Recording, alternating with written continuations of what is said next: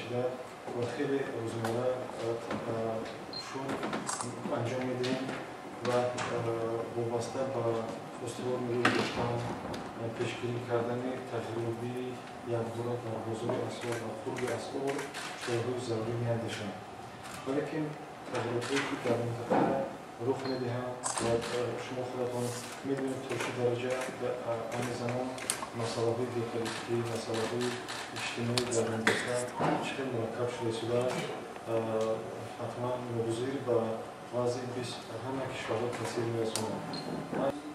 این حالت و نشان دهنده مهم مکر اقتصادی هر یک کشور از جمله توازن پرداخت به تاثیر نمیماند.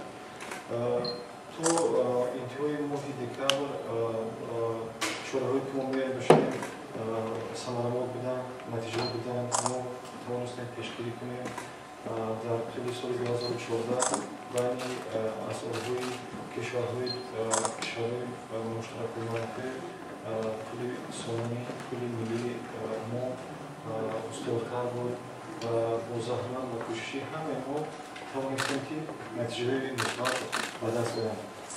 ما حس می‌کنیم که وابسته به کمشوی واردات، کمشوی واردات و به تغییر یافتن حجم طلبات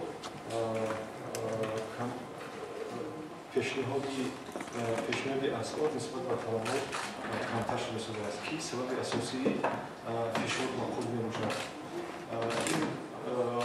برای جبران نمودن، برای حل نمودن این مسئله هر روز ما مداخله میکنیم، مسائل ایرانی پیشنهاد میکنیم، ولیکن دو سه روزی اخیر حس کردیم که بغیر از طلبات اقتصادی، طلبات سودخوری و فعالیت تجارتی سودخوران این چنین تا یک درجه تاثیر پسیکولوژی هم رسیده شده است. میانه از حجم 1.5 تا 3 میلیون دلار ما میفروشیم هر روز. ولیکن چطوری که خرید کردیم این وابسته است به طلبات بزرگ. هر سحر اول اگر صبح گذاشته ما تنها یک مرتبه تحلیل بزرگ می‌گذاریم، روزی ما 3 مرتبه. یک بار سحر، یک بار اسپریزی برای تحلیلات بزرگ و بگونی بعد از جنگ است تحلیل می‌گذاریم. بنابر همین سبب در ما پیدا می‌شود طلبات واقعی نظام و اسعار.